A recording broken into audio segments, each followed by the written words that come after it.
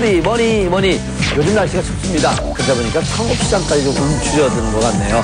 자, 이럴 때일수록 활기차게 움직여야 성공할 수 있습니다. 온 땅을 뚫고 나오는 매화처럼 늘 그윽한 매화 향기를 담고 다니는 재건시장 상이십니다.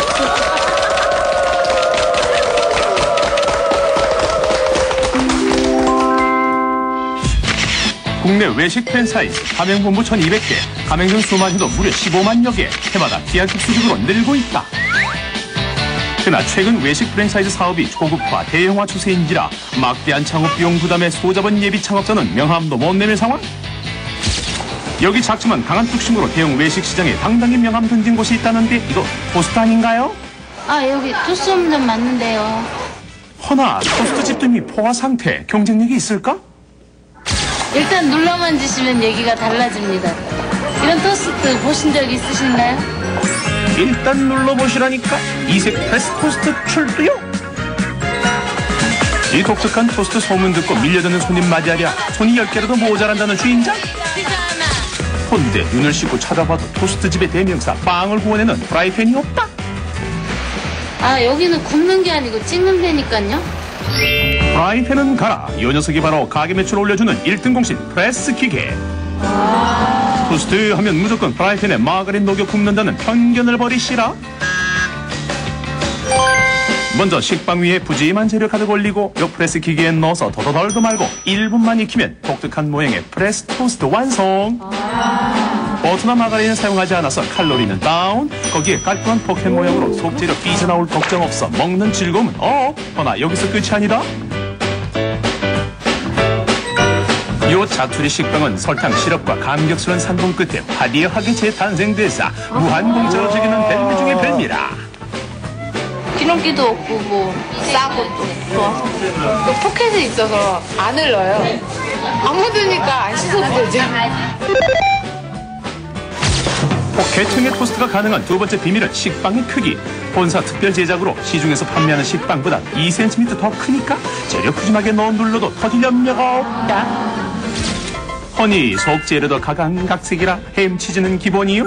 담백한 참치와 피자 토스트, 브런치 메뉴 베이컨 감자에 데리치즈 토스트, 치킨 고로케, 계란치즈 등등등등. 저렴한 가격 1,500원으로 골라먹는 재미가 있다.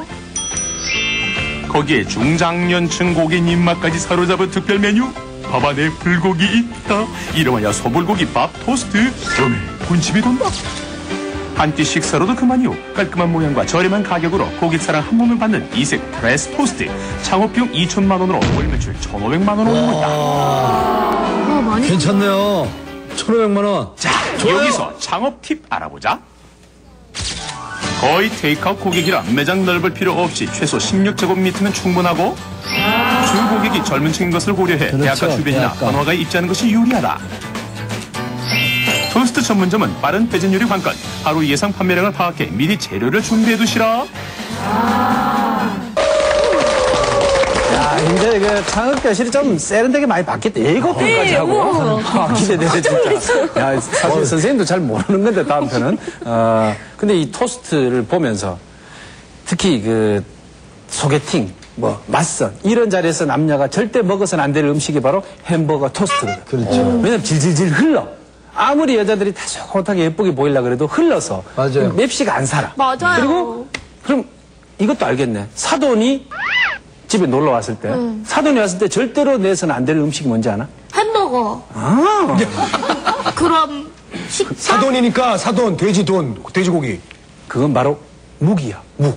무? 왜? 미끌미끌하거든. 묵은 잘 찝으려도 찝혀지지가 않아. 너무 세게 찝으면 이게 잘려지고, 살살 찝으면 미끄러지고. 그래서 사돈이 점잖은 체면에, 그러니까 결국 찝찝찝찝 하다 못 먹는단 말이야. 그랬는데 이런 토스트라면은 남녀 간에 처음 보는 사이에도 전혀 먹어도 무방할 것 같은데. 근데 참 괜찮네. 자, 요거 보면서 또 요 창업, 요거 나하고 딱 맞다라고 생각되는 사람 있을 것 같은데. 자, 혹시 우리 방청 학생들 중에서 질문하고 궁금한 점 있다. 손 들고. 아까부터 뭔가 배우고 있었는 것 같은데. 네? 손은 들고 밑으로 마이크 찾으면 궁금. 그래. 자, 순서 기회를 줄 테니까 얘기해보세요. 네. 뭐가 궁금합니까? 저는요, 프랜차이즈와 저 개인적으로 기계를 사서 하면은 어떤 차이점이 있는지. 혼자서 다 먹겠다 이거예요? 그러니까. 예. 저분은 벌써 이 머리 회전이 많이 되는 것 같은데. 그 프랜차이즈 하려면은 가맹비를 줘야 되잖아요. 그렇지, 가맹비 줘야 돼. 근데 저 기계는 아마 본사에서 직접 관리하는 것 같은데 어떻게 구입할 수 있는 방법이 있는지 아니면 개인적으로 할 수 있다면은 독립점포를 했을 때의 장단점 좀 설명해 주시죠. 기계를 따로 구입할 수는 있고요. 그렇지만 이 소규모일수록 고객들에게 그 브랜드를 내세워서 홍보를 하는 게 굉장히 중요한데요. 프랜차이즈 가맹비보다 홍보비가 더 많이 들 수 있기 때문에요. 소규모일수록 인지도를 높이기 위해서는 프랜차이즈 가맹점으로 하는 게 유리하고요. 또 샌드위치 같은 경우에는 안에 들어가는 다양한 여러 가지 소스들을요.